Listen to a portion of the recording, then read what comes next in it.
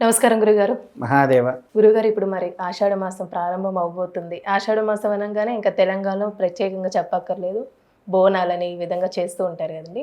అయితే ఈ ఆషాఢ మాసంలో చేయవలసిన కార్యక్రమాలు ఏంటి, ఎలాంటి కార్యక్రమాలు చేయకూడదంటారు, దాని గురించి తెలిసి? సంతోషం తల్లి.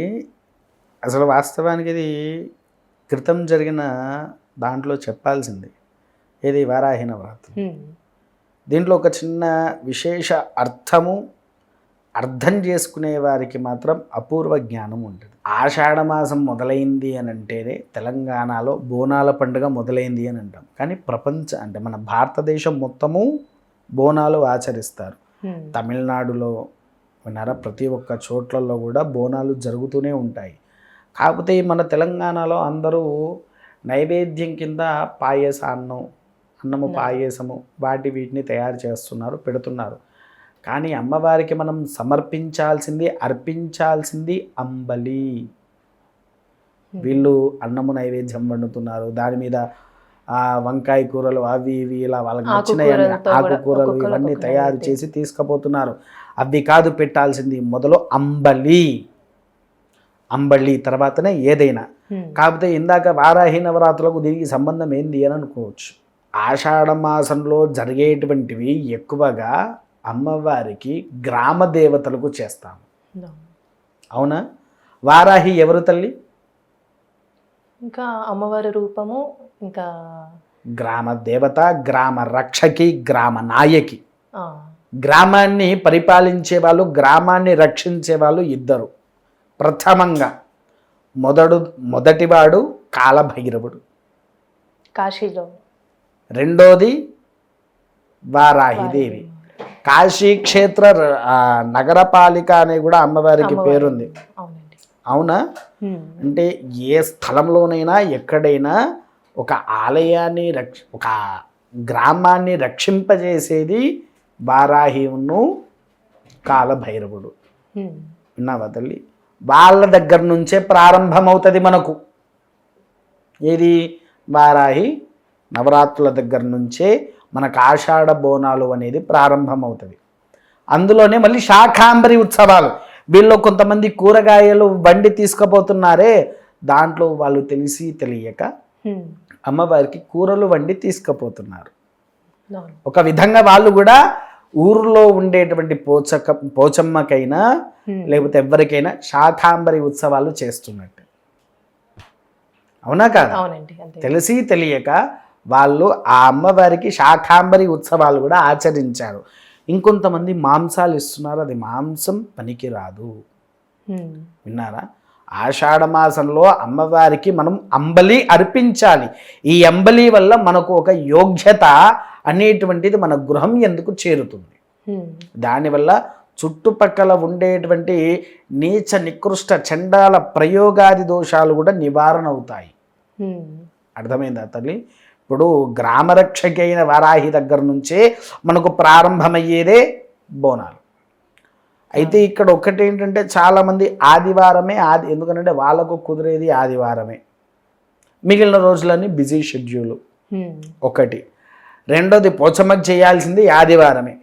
మరి సోమవారం పోలేరమ్మ ఉంది, వీళ్ళందరూ కూడా గ్రామ దేవతలే కదా.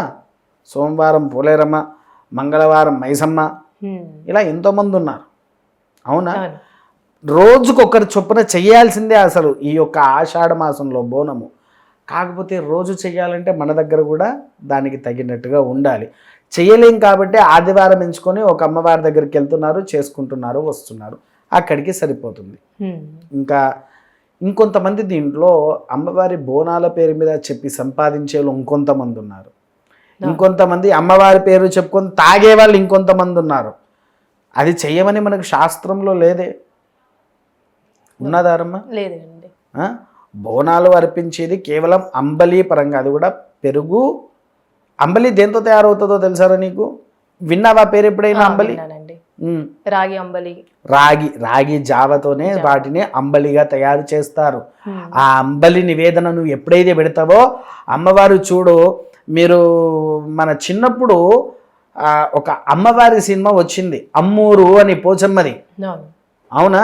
అందులో నాకేం కావాలి రా అంబలి ఉంటే చాలు అని అంత క్లారిటీగా ఇచ్చారు అందులో.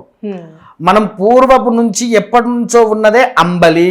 కొత్తగా వీళ్ళు ఏంటంటే అంబలి తయారు చేయడం రాక, అంబలి అంటే ఏంటిదో తెలియక అన్నము, పాయసాన్నము, బెల్లపన్నము, అన్నం మీద గోంగూర, తోటకూర, పాలకూర, పెరుగన్నము అన్ని తయారు చేసి బోనం కింద తీసుకుపోతున్నారు. కానీ ముఖ్యమైన బోనం ఏదయ్యా అంటే అంబలి మాత్రమే. అంబలి ఏర్పిస్తేనే అమ్మవారు చల్లని చూపులు మన మీద ఉంటాయి తల్లి. విన్నావా? మరి కేవలం అంబలి అర్పించాలంటే అంబలి ఒక్కటే కాదు, అంబలితో పాటు అమ్మవారికి వేప ఆకులు, అమ్మవారికి కూడా వేపాకులు అర్పించి తర్వాత అమ్మవారికి బయట పోతరాజు అని ఉంటాడు విగ్రహం. మనిషి పోతరాజు వేషం వేసుకొని మనిషి తాగడం కాదు, అమ్మవారికి అర్పించాల్సింది వైనో గీనో కాదు, సురాపానము. సురాపానం దేంతో తయారవుతుంది? ఇప్ప పువ్వుతో తయారవుతుంది.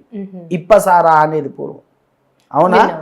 ఆ ఇప్పసారాతోనే ఆ ఎవరికి పోతరాజుకి అది అర్పించాలి. కొంచెం ఇంతైనా సరే అర్పిస్తే అద్భుతం అనేది మన ఇంట్లో జరుగుతుంది. మనకు నచ్చినవన్నీ పోస్తా అంటే ఎక్కడో ఎవరో తొక్కినవి, ఎక్కడో ఎవరు వాడినవి, కొన్ని వేల సంవత్సరాల క్రితం, 1000 సంవత్సరాల క్రితం ఆమె తీసుకువచ్చి ఆయనకు పోస్తే అది మంచిదేనా తల్లి? అవునా? స్వచ్ఛంగా దేవతలు వాడేటువంటిది సురాపానం. ఇప్పుడు నిత్యంగా చండీ హోమంలో కానీ ఇప్ప పువ్వే వాడతాము. ఏ హోమంలోనన్నా చూడు ఇప్ప పువ్వు అనేది ఖచ్చితంగా వాడతాము, అవునా? అందుకోసమే ఏంటంటే ఆ ఇప్పతో తయారైనటువంటి సారా పోతరాజుకి అర్పిస్తే ఆయనే మనకు ఒక రక్షకుడిగా మారుతూ ఉంటాడు తల్లి. ఇది ఎలాంటి కార్యక్రమాలు చేయొచ్చండి మరి ఆషాఢ మాసంలో? ఎలాంటి కార్యక్రమాలు అంటే తల్లి, అంటే కొన్ని శుభకార్యాలు ఉంటాయి, అవి పనికిరావు. ఎందుకంటే ఆషాఢం అంటేనే మూడం కదా. అంటే పెళ్ళిళ్ళు తప్ప మిగతా ఏమైనా ఏవి పనికిరావు, బిజినెస్ ఏవి పనికిరావు. మంచి వాటికి ఏది పనిచేయదు. ఎందుకంటే మూడం. ఇప్పుడు ఒక బిజినెస్ ఓపెన్ చేయాలన్నా దానికి ముహూర్తం కావాలి. ముహూర్తం చూస్తాం. షాప్ ఓపెన్కి ముహూర్తం కావాలి, దర్వాజాకు ముహూర్తం కావాలి. ముహూర్తాలే లేనిది అక్కడ మంచి పని ఎక్కడ జరుగుద్ది? అవునా? ఈ మూఢం వచ్చినప్పుడు అన్నిటినీ ఆపేసి మళ్ళీ మనకు శ్రావణ మాసంలో ప్రారంభం అవుతుంది, అప్పుడు చూసుకొని మనం ఆచరించవచ్చు. ఓకే అండి, చాలా చక్కగా తెలియసే గురుగారు, ధన్యవాదాలు. మహాదేవ.